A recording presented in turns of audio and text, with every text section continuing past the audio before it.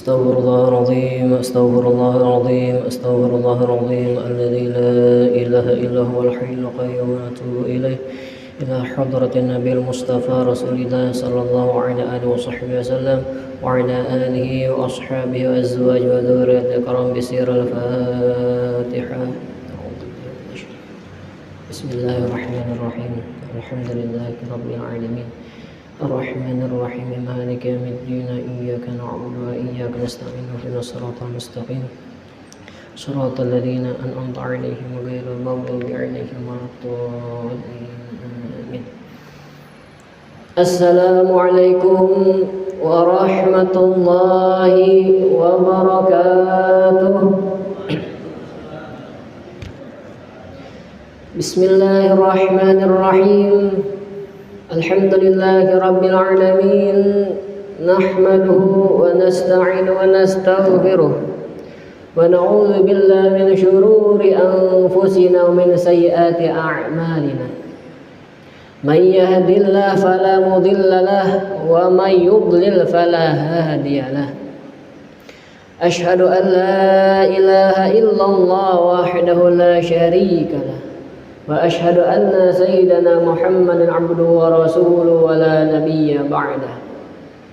اللهم صل وسلم وبارك على سيدنا محمد مفتاح باب الرحمة الله عدد ما في علم الله صلاة وسلاما دائمين بدوام ملك الله وعلى آله وصحبه ومن والاه.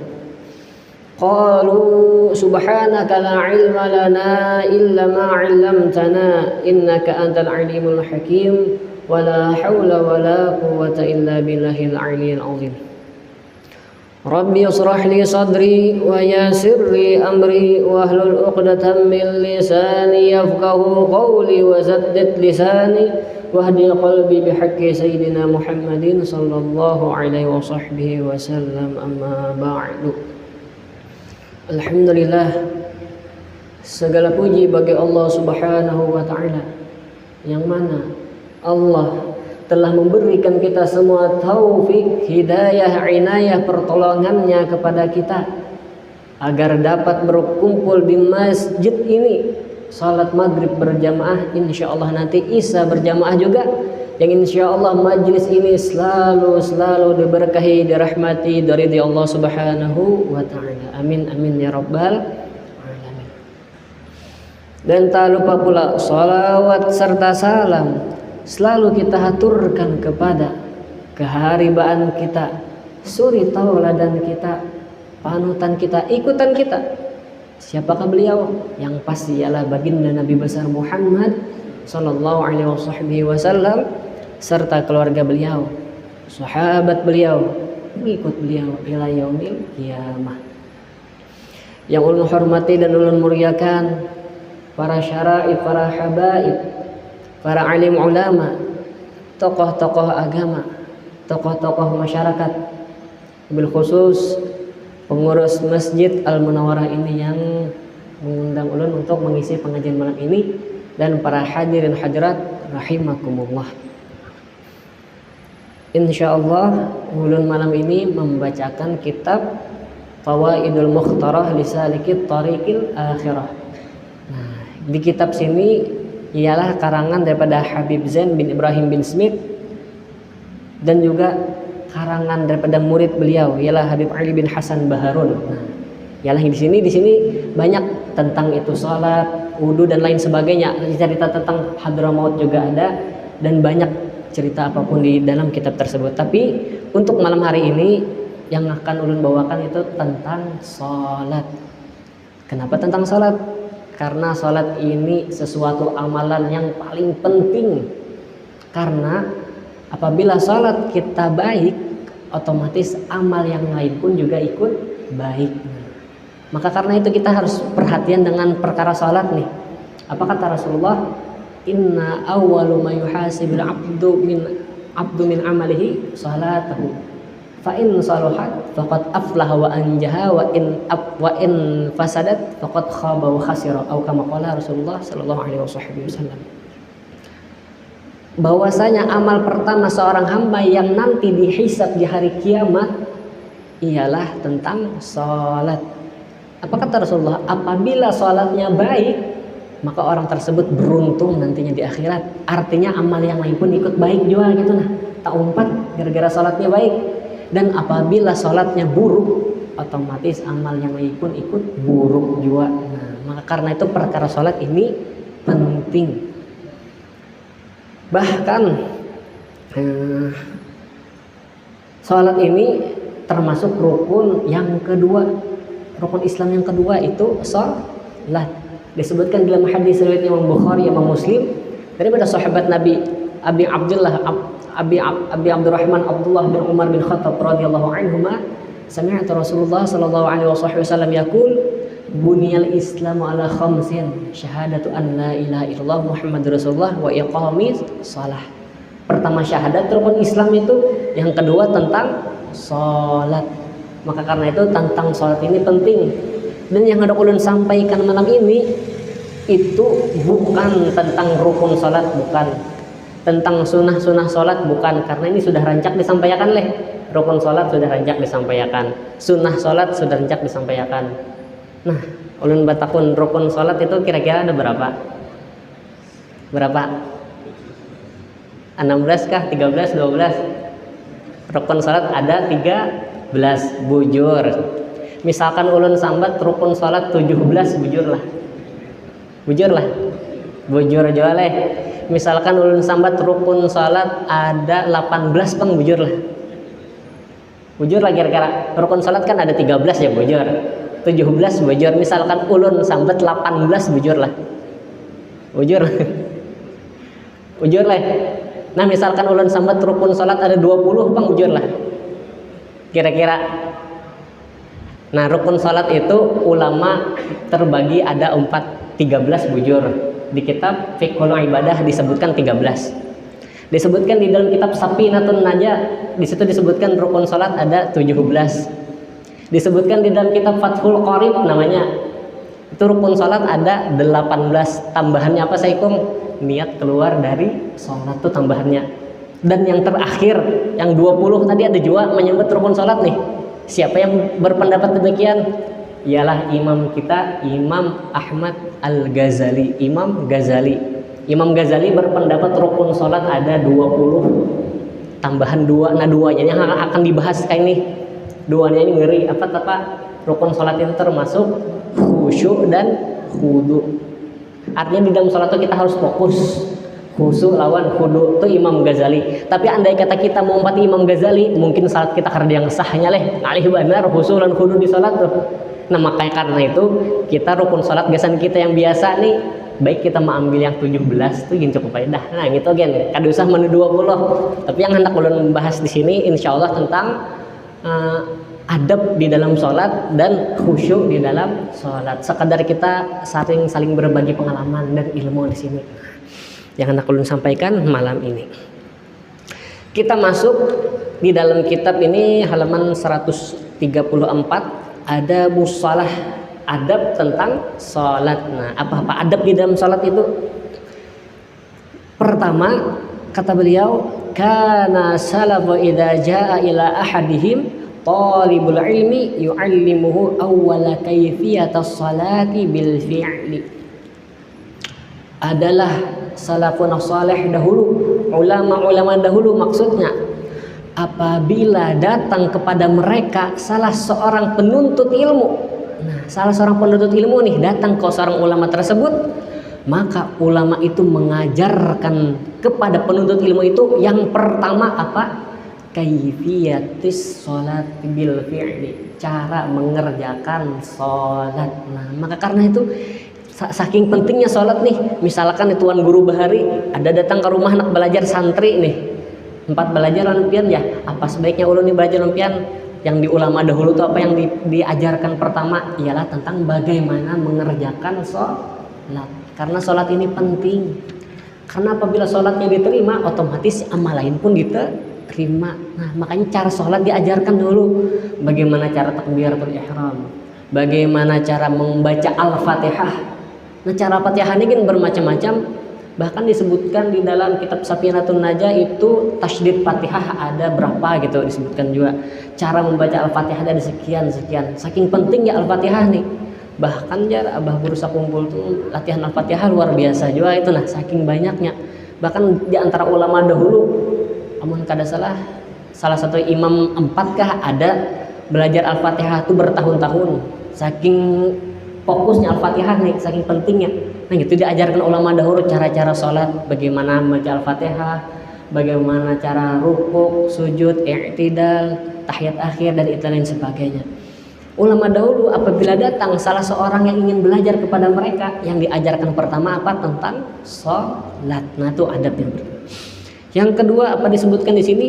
Idza aradta an ta'rifa fiqhar rajuli fanzur ila salatihi fa in ahsana salatahu fadzalika 'alamatu 'ala annahu faqihun wa lihadza yanbaghi lil insan an yakuna faqihan khususan bi ahkamis shalah. Apabila engkau menginginkan bahwasanya kita nih, engkau mengenal orang itu ahli fikih atau orang yang berilmu, fanzur kata musannif, panzur maka lihatlah ila salatihi kepada salatnya. Misalkan ada nih tuan guru datang ke wadah kita, tuan guruan lah bahasanya kan, ada tuan guru datang ke wadah kita tuh hendak mengenal si dini alimkah kadakah. Cara yang mudahnya apa? Lihat sidin rahatan sambahyang, kayak pas sidin sambahyang bagus lah. Misalkan tuan guru tadi datang cara sembahyangnya mantap top, artinya insya Allah orang tersebut ulama yang bagus, ulama yang alim. Itu cara pertama kata musannif di dalam kitab ini. Pandanglah bagaimana cara orang tersebut sholat. Maka jikalau bagus sholatnya, maka itu alamat bahwasanya orang tersebut faqihun, orang yang faqih, ahli dalam ilmu fikih, atau bisa jadi disebutkan orang alim. Nah bisa juga kayak itu. Maka sepantasnya bagi seorang manusia bahwasanya faqihan khususan bi ahkamis shalah, maka khusus untuk kita nih manusia nih, kata beliau harus mengerti tentang salat, lebih khusus tentang hukum-hukum mengerjakan salat. Bagaimana supaya salat kita sah? Apa yang kita mesti kerjakan sebelum melakukan salat? Apa? Berwudu. Nah, kita mesti belajar bagaimana cara berwudu yang benar. Nah, cara berwudu di sini kan banyak orang salah sangka. Rukun wudu ada berapa? Ada 6. Pertama kan niat. Yang kedua membasuh wajah. Yang ketiga membasuh kedua tangan. Keempat membasuh kepala, sebagian kepala. Yang kelima membasuh kaki. Yang keenam tertib. Banyak orang bahari menyangka membasuh talinya wajib ya. Nah, membasuh talinya itu hukumnya sunnah. Maka karena itu kita mesti belajar tentang bagaimana rukun wudu dan lain sebagainya. Karena di dalam kaidah usul fikih itu mala yatim wajibun ilabih fahuwa wajibun. Apabila sesuatu itu tidak sempurna melainkan dengan itu sesuatu, maka hukum sesuatu tersebut wajib. Contohnya kita hendak sholat, otomatis sebelum kita sholat mengerjakan wudu, otomatis hukum wudu tadi apa? Wajib. Nah, maka karena itu kita mesti belajar juga cara berwudu bagaimana, cara sholat bagaimana dan lain sebagainya. Dan disebutkan lagi di sini, in kunta imaman fal masiru ila takhfifil mundubi ilaihi il imamu ila hadithi Mu'adz radhiyallahu anhu wa huwa annahu amma qauman fa atala alaihim jiddan. Ini ada kisah nih. Jikalau adalah engkau, kita nih misalkan menjadi seorang imam, jadi imam masjid kah, imam langgar kah misalkan, atau imam di rumah, fal masir takhfifil mandubi ilaih, maka hendaklah meringkas sambahyang. Lebih khusus jadi imam masjid lah, lebih khusus jadi imam langgar yang mengimami orang banyak tuh. Amun kawa sambahyangnya diancapi, bahasanya ada diancapi, maksudnya kayak mempatok ayam tuh ada bang, maksudnya baca surahnya tuh surah yang pendek-pendek aja. Nah kayak itu, nah jangan surah apa dibaca surah misalkan sembahyang subuh dibaca surah Al-Baqarah misalkan, nah surah nangka itu dibaca, atau surah Yasin, Waqiah misalkan, dan sembahyang subuh jangan. Kata sidin apa? Maka hendaklah misalkan kita menjadi seorang imam tuh hendaklah meringkas bacaan. Misalkan sembahyang subuh ayuha bila dipanjangi surah amma yatasaalun ayuha kayak itu, nah jangan sampai surah Yasin, Waqiah kayak itu, nah kapok panjangan, kasihan makmum ini macam-macam, ada yang sakit betis lah, ada yang anak bakantut lah, kan macam-macam makmum kita kan tahu itu. Nah makanya itu kata musannif ringkaskan karena suah terjadi di zaman Nabi nih. Nah kisahnya di sini disebutkan di sebuah hadis riwayat daripada Mu'adz bin Jabal radhiyallahu anhu bahwasanya sahabat Nabi yang bernama Mu'adz nih mengimami sebuah kaum. Nah sidin mengimami ini karena dikisahkan apakah ini imam sembahyang subuh atau sembahyang maghrib atau sembahyang isya. Karena tahun ini kira disahkan sidin mengimami, maka sidin ini memanjangkan bacaan. Nah mungkin sidin tak baca yang surah Yasin kah ratan sembahyang jadi imam nih, tak baca surah An-Nisa kan misalkan karena tahun yang panjang tak baca sidin. Nah timbul ada permasalahan di sini. Fasyakahu rajulun minhum ila Rasulillah sallallahu alaihi wasallam faqala lahu alaihi salatu wassalam afattanun anta ya Mu'adz iqra bisabbihil a'la wasyamsi wadduhaha wal laili idza yaghsha. Setelah Mu'adz ini jadi imam nih kepanjangan bacaan, sekalinya di antara jamaah nih ada yang sangkal di hati, apa panjangan ya, aku hendak bakal antut kerau aja, hendak bahira aja, macam-macam nih makmum di belakang nih. Kan kita kan tahu makmum nih bagaimana keadaannya, ada yang sakit parut, apalagi subuh. Nah itu ibu panjangi liwarai makmum ini macam-macam. Tapi kata bapak, andai kata makmum dan imam sepakat hendak bacaan panjang, contohnya kayak sembahyang subuh Jumat itu kan panjang leh, surah Sajadah lawan surah Al-Insan itu sepakat imam lawan makmum ya kada masalah. Ini maksudnya di lain sembahyang subuh Jumat gitu nah. Nah misalkan amma yatasaalun dan ke bawah surah juz 30 ya kada masalah lah. Maksudnya yang ke atas kayak Yasin kah, Waqiah kah yang ke atas gitu nah. Nah kisahnya di sini Mu'adz ini kepanjangan bacaan. Mengadu si makmum nih kepada Rasulullah sallallahu alaihi wasallam, mengadu berkisah nih, curhat lo Nabi. Jar si makmum tadi yang seorang laki-laki tadi Nabi jar tuh si Mu'adz tuh yang panjang bener bacaan surah aja apa panjangan aja, bahasanya kan mungkin si dini sakit batis kah kalau lolosan berdiri gitu nah. Rasulullah aja tuh si Mu'adz tuh panjang bener bacaan jadi imam aja. Nah ngaran mendengar kayak tadi, maka Rasulullah pun bersabda kepada si Mu'adz, ikam ni maulah fitnah kah ya Mu'adz, menyebarkan fitnah kayak Mu'adz. Fitnah yang di sini maksudnya kada memfitnah orang, kada maksudnya maulah beranggapan Islam itu jadi buruk kayak nah, Islam itu jadi kada baik, bahasanya kayak malalapahi orang gitu. Fitnah di sini maksudnya lain, bukan fitnah yang menyembati orang itu lain. Maka hendaklah apa kata Rasulullah, Iqra maksudnya di sini ikam turatan jadi imam dalam satu ayat membaca surah Sabbihisma rabbikal a'la, dilanjutkan syamsi wa duhaha, dilanjutkan wal laili idza yaghsha. Nah dalam satu rakaat baca 3 surah. Ikam ini kepanjangan Mu'adz tuh ada saya mengadu ya. Nah dalam hadis ini bisa kita ambil bahwasanya andai kata kita menjadi seorang imam masjid atau imam langgar, itu aman kawa kita ringkas bacaan. Andai kata baca jadi imam di rakaat pertama sasurah cukup, kada usah sampai 2 surah 3 surah, ayuh jangan. Kecuali kah kayak kita di bulan Ramadan di sambayang sunah witir ya leh. Witir tuh Al-Ikhlas, apalagi Al-Ikhlas Al-Falaq kalau An-Nas ya kan masalah itu pendek aja. Nah ini kisahnya surah-surah yang panjang digabung menjadi satu di dalam satu rakaat, amun kawah jangan dipependeki. Bila hendak panjang juga bapandir ulun jamaah, ini ulun hendak surah panjang buhan pian sepakat lah. Nah itu andai kata jamaah ini sepakat ayuh apa panjang ada masalah.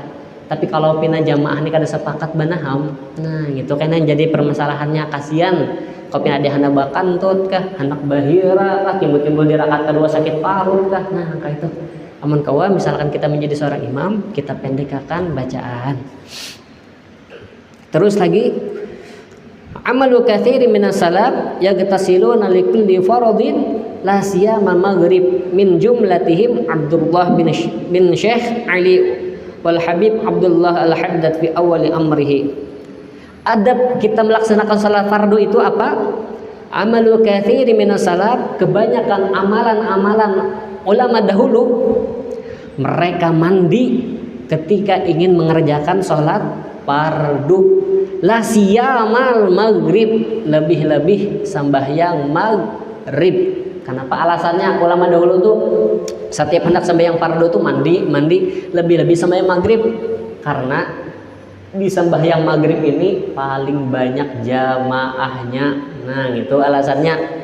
Misalkan kita nih bisa bagawi kada bemanin sampai maghrib berjamaah, hingut-hingut dihiga, nah keringutan gawan dihiga mencium gitu, nah kasihan juga lah. Maka ini sangat diutamakan, apalagi sembahyang maghrib itu kalau misalkan sebelum kita datang ke masjid atau ke langgar kita mandi terlebih dahulu, karena ini amalan ulama kita dahulu. Di antara ulama yang mengamalkan demikian ialah Abdurrahman bin Syekh Ali dan Habib Abdullah Al-Haddad. Nah, pengarang Ratibul Haddad tuh sidin setiap kali hendak sembayang itu pasti sidin mandi, karena sidin supaya pertama sigar. Nah, sigar, nyaman awak nyaman sembayang paseh ya leh. Nah, khusyuk itu. Nah, itu diantara adab ketika kita ingin mengerjakan sholat. Dan diantaranya lagi adab ketika ingin sholat itu apa? Shalla ba'duhum imaman faja'a rajulun wa la'iba bihi fi sholatihi falamma sallama ra'ahu wa qad musikha wajhu wajhal khinzir wa haraba ilal al-ghabah. Nah, ini diantara orang yang bermain-main atau bergaya-gaya ketika mengerjakan sholat. Pernah diceritakan sholat sebagian mereka ulama dahulu imaman menjadi seorang imam. Faja'a rajulun, maka datang seorang laki-laki wala'iba bi fi shalah, dan laki-laki tadi ketika di dalam sembahyang berjamaah tadi bagayaan. Nah, bagayaan mungkin di sini lain kakanakan leh yang sudah kayak umur tua 20 ke atas, 30 sudah berakal tuh.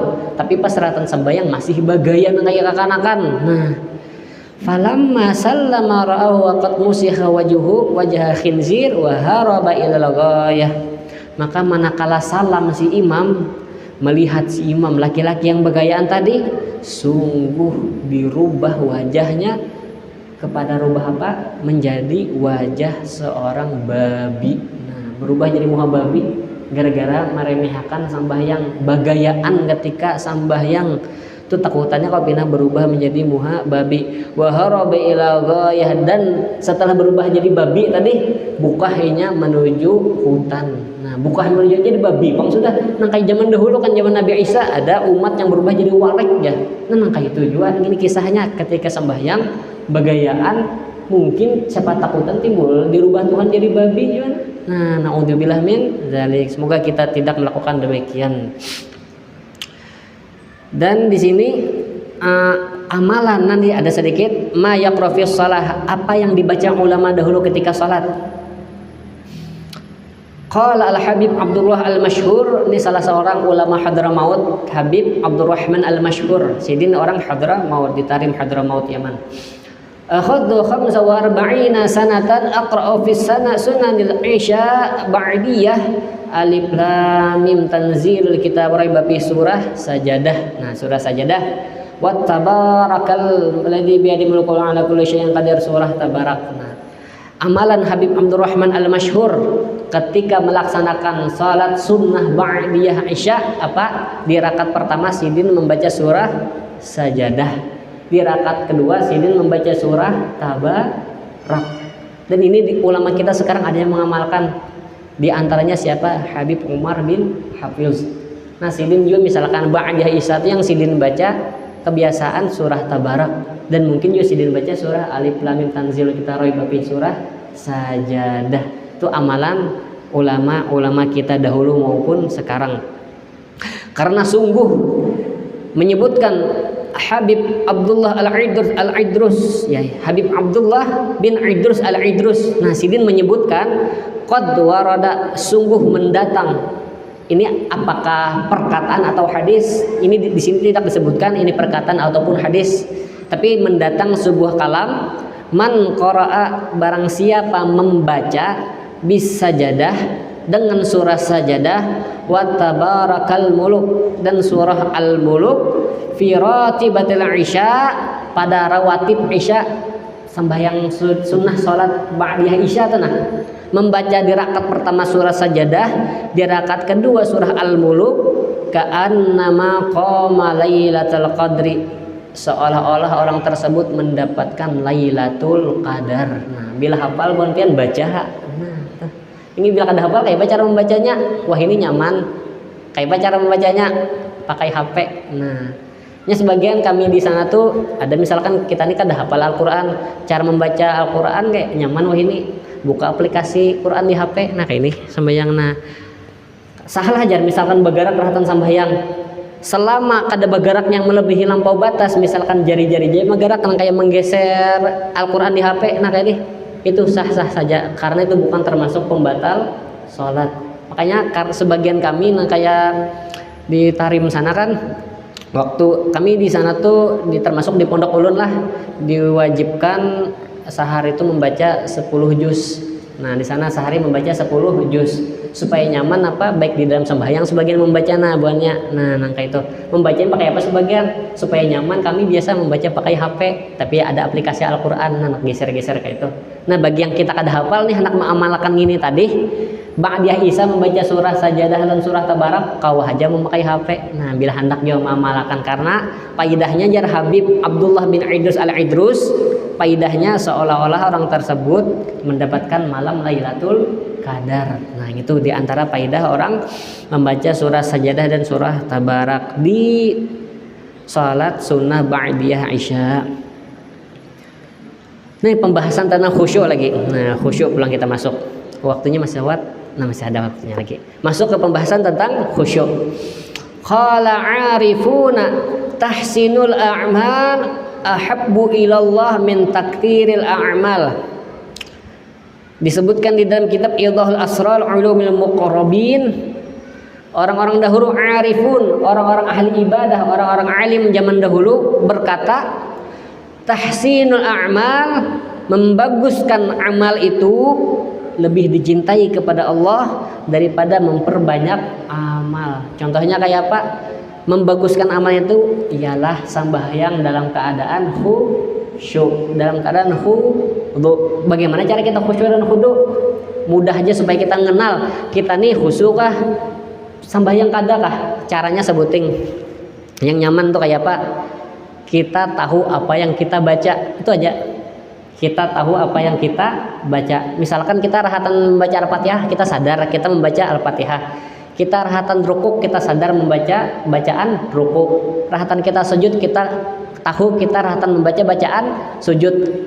Dan banyak sekarang dan ulun tak kadang juga jujur aja pas rahatan sambahyang tuh kada tahu rahatan sujud tuh terbaca solongan gitu nah, kayak spontan. Nah tuh artinya kada khusyuk gitu nah. Yang khusyuk tuh apa? Kita sadar kita nih membaca bacaan sujud. Kita membaca bacaan rukuk. Nah kita sadar itu sudah termasuk kategori khusyuk dah. Nah itu cara mengenalnya. Terkadang kita kada sadar apalagi sambayang berjamaah tuh. Hanya takbir asa timul-timul tahiyat akhir aja. Nah itu kada khusyuk tapi buntung kita ini bacaan bang Al-Fatihah kita baca, bacaan sujud kita baca, tapi tahu-tahunya kita ini tahiyat akhir dah. Itu artinya sambayang kita sah tapi kita dalam keadaan tidak khusyuk. Nah, cara mengenal kita khusyuk kayak apa? Kita sadar apa yang kita baca. Itu caranya diantara yang mudahnya. Nah kata di sini orang-orang dahulu membaguskan amal itu lebih dicintai kepada Allah daripada memperbanyak amal. Di antaranya ini contohnya kayak membaca Al-Quran tuh. Ada sebagian ulama berpendapat di bulan Ramadan kan kita dianjurkan memperbanyak membaca Al-Quran leh. Nah ada yang membaca Al-Quran di bulan Ramadan tuh sedikit tapi luar biasanya mendalaminya kayak apa artinya maknanya. Ada juga yang banyak membaca sehari sajus ya. Itu yang mana lebih Abdul kedua-duanya. Nah, gimana yang lebih khusyuk, yang lebih nyaman khusyuk, lebih abdulnya khusyuk. Ada juga orang yang lebih nyaman membaca banyak, lebih banyak membaca banyak. Nah, ulama ada berbeda pendapat di antara dua tersebut. Tapi apakah baik? Baik kedua-duanya. Nah, itulah. Ini berkata lagi Al-Habib Al-Idrus bin Umar Al-Habsyi, beliau berkata radhiyallahu anhu fi qoulihi ta'ala, "Inna salata tanha 'anil fahsya'i wal munkar." Bahwasanya salat itu di dalam Al-Qur'an disebutkan di surah Al-Ankabut bahwasanya salat itu mencegah daripada perbuatan fahsya dan perbuatan munkar. Afhamal qauluhu, pahamilah berkat di ayat tersebut salatu al-mu'arrafatu bi anna salata la takunu nahiyatan 'anil fahsya wal munkar illa idza ata bihal musalli ala wajhil hasan wara'a ma yajibu fiha wa ma yundabu ma'al khusduri wal khusyu' hatta takuna salatu kamilatan nahiyatan 'anil fahsya wal munkar. Bahwasanya salat itu tidaklah bisa mencegah daripada perbuatan fahsya wal munkar kecuali, nah ini syaratnya kan di dalam Al-Qur'an disebutkan salat itu mencegah kita melakukan perbuatan fahsya dan munkar. Tapi ada syaratnya. Salat itu kata beliau di dalam syarahnya tidak bisa mencegah perbuatan fahsya wal munkar illa idza ata bihal musalli ala wajhil hasan. Apabila orang tersebut mendatangkan salat atas wajah yang bagus, artinya rukun syarat pembatal salat ini harus kenal. Makanya itu kan banyak pertanyaan. Ini aja rancak sembahyang ya, tapi main slot ya. Nah, rancak sembahyang ya, main judi ya. Rancak sembahyang ya, berzina aja. Rancak sembahyang ya, anak mudanya berpacaran ya. Nah, apakah ada mencegah dari fahsya wal munkar? Sedangkan di Al-Qur'an kan disebutkan salat itu mencegah dari perbuatan fahsya dan munkar. Kenapa ya tetap menggawe maksiat? Jawabannya satu, sembahyangnya kada bujur. Nah, gitu jawabannya. Maka karena itu kata musannif di sini, bagusilah sembahyang. Cara membagusi sembahyang kayak apa? Kita mesti kenal apa itu syarat salat, apa pembatal salat, apa rukun-rukun salat.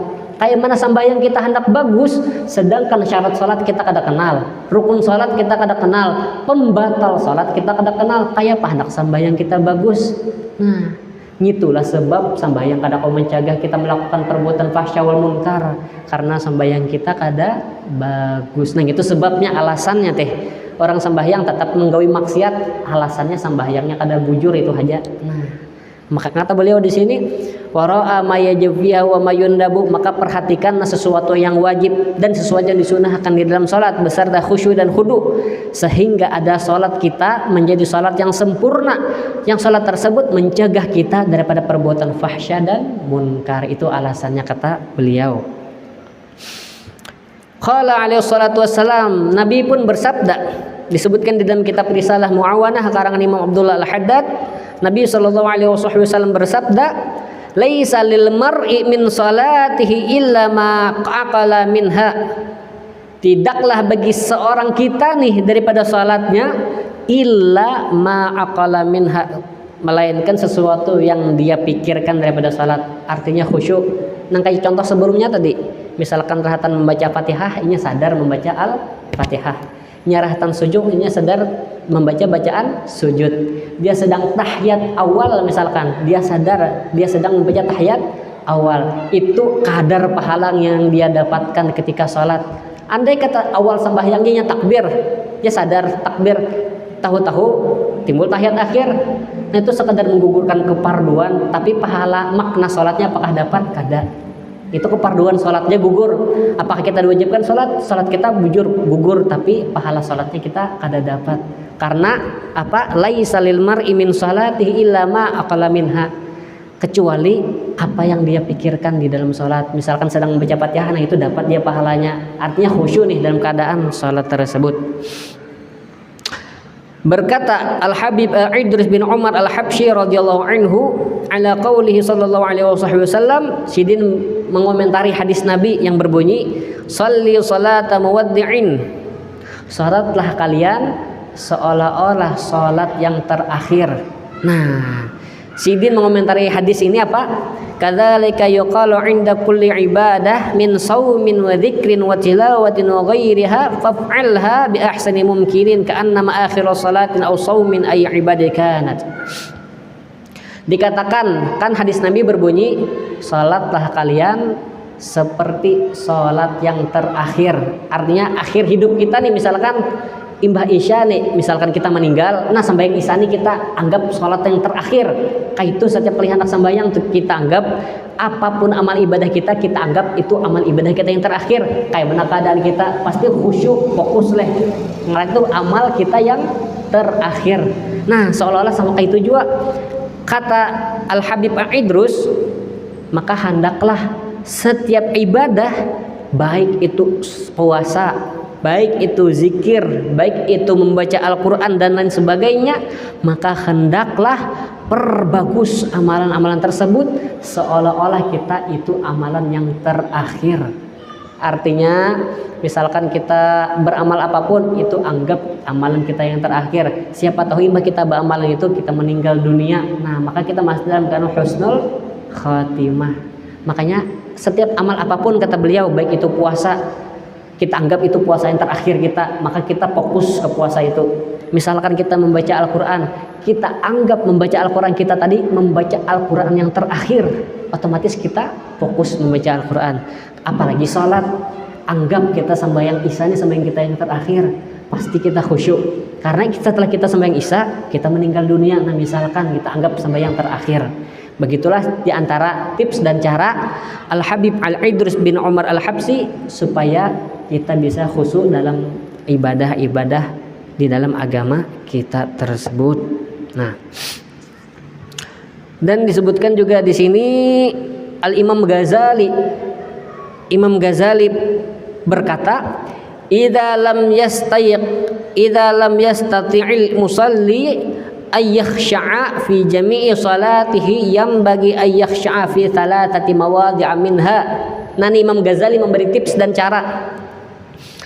Apabila kata Imam Ghazali nih, lam yastati' musalli, apabila seorang yang sembahyang kita, misalkan kita nih kadang mampu bahwasanya kita khusyuk dari seluruh sholat, dari awal kita sembahyang sampai akhir sholat tuh kadang khusyuk, yang bagi sepantasnya kata Imam Ghazali bahwasanya kita yang sembahyang nih khusyuk dalam 3 tempat barang.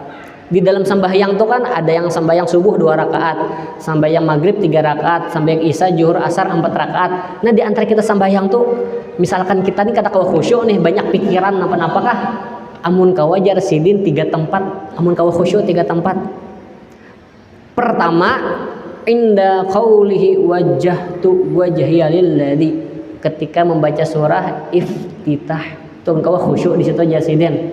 Wajjahtu wajhiya lilladzi, aku berhadap dengan diriku kepada Tuhanku. Nah, di situ kau fokus jasiden. Itu yang pertama. Yang kedua, inda qaulihi iyyaka na'budu wa iyyaka nasta'in di surah Al-Fatihah. Itu yang kedua. Karena artinya kan kepada Engkaulah kami beribadah dan kepada Engkaulah kami meminta pertolongan. Itu tempat yang kedua. Yang pertama ketika membaca Iftitah wajjahtu wajhalil ladzi, yang kedua ketika membaca surah Al-Fatihah. Misalkan surah Al-Fatihah itu ada 7 rakaat. Nah, 7 rakaat amun kawa pas di rakaat iyyaka na'budu wa iyyaka nasta'in tuh kita sadar bahwasanya kita nih menyembah kepada Engkau ya Allah dan kami meminta pertolongan kepada Engkau ya Allah. Nah, kita sadar di itu tempat yang kedua. Dan yang terakhir inda qaulihi assalamu alayka ayyuhan nabiyyu wa rahmatullahi wa barakatuh, di tahiyat awal dan tahiyat akhir. Itu amun kawa sadar karena ketika itu seolah-olah Nabi hadir di hadapan kita. Karena kalimatnya apa? Assalamu alayka. Ka itu artinya domir khitab. Domir khitab itu di hadapan nih. Assalamu alayka. Semoga kesejahteraan atas engkau. Karena dari sini kalimatnya alaihu, alaiha, alaihu kan biasa bila yang karena ada orangnya alaihu. Itu domir yang karena ada orangnya. Misalkan alaika ini di hadapan, artinya di waktu kita sembahyang tuh seolah-olah di hadapan kita nih hadir Nabi mengucapkan itu. Maka karena itu kata Imam Ghazali di 3 tempat tadi, pertama wajjahtu wajhalil ladzi, yang kedua iyyaka na'budu wa iyyaka nasta'in, dan tempat yang ketiga ketika tahiyat awal tahiyat akhir assalamu alayka ayyuhan nabiyyu wa rahmatullahi wa barakatuh. Itu hadir kita nih sadar mengucapkan hal demikian. Karena pernah salah satu ulama di Hadramaut yang bernama Syekh Ali Al-Qasam Sidin itu dahulu kisahnya, misalkan setiap kali sembahyang tuh pas di tahiyat akhir kan kalimat ini assalamu alayka ayyuhan nabiyyu warahmatullahi wabarakatuh. Syekh Ali Al-Qasam nih orang tuh yang orang-orang dihiga nih, baik itu orang sembahyang dihiga sidin atau yang kan sembahyang beparakan, pas ketika sidin mengucapkan assalamu alayka ayyuhan nabiyyu warahmatullahi wabarakatuh, langsung ada sahutan yang menyahut wa alaikas salam. Artinya langsung Nabi ini berucap, dan bukan cuma Sidin yang mendengar, orang-orang di samping Sidin mendengar juga. Nah, itu di antara karomah Syekh Ali Al-Qasam. Itu padatuan daripada Al-Faqih Muqaddam Muhammad bin Ali Ba'alawi. Padatuan Sidin bertemu Syekh Ali Al-Qasam. Di antara karomah Sidin ialah ketika tahiyat akhir amun kada riwayatnya mengucapkan assalamualaikum ayuhan nabi warahmatullahi wabarakatuh, Nabi pun langsung menjawab salam Sidin tadi, dan orang di sekitar Sidin mendengar salam tersebut. Itu di antara karomah Syekh Ali Al-Qasam. Dan buan kita nih jo yang udah suah ke sana, buan pian belum suah, mudahan kau berangkat jo ke Hadramaut Tarim sana, ke Mekah dan kota Madinah Al-Munawwarah. Nah, mungkin sekian yang dapat ulun sampaikan tentang bab adab sholat dan khusyuk di dalam sholat. Semoga ada manfaatnya, dan pelajaran kali ini semoga kita ketika sedang mengerjakan sholat kita bisa dalam keadaan khusyuk dan khudu, dan seluruh amal-amal ibadah kita, lebih khusus amal-amalan sholat kita diterima oleh Allah Subhanahu wa ta'ala. Amin amin ya rabbal alamin. Nah, mungkin sekian dapat ulun sampaikan. Salah khilaf mohon dimaafkan. Wabillahi taufiq wal hidayah wal inayah. Wassalamualaikum warahmatullahi wabarakatuh.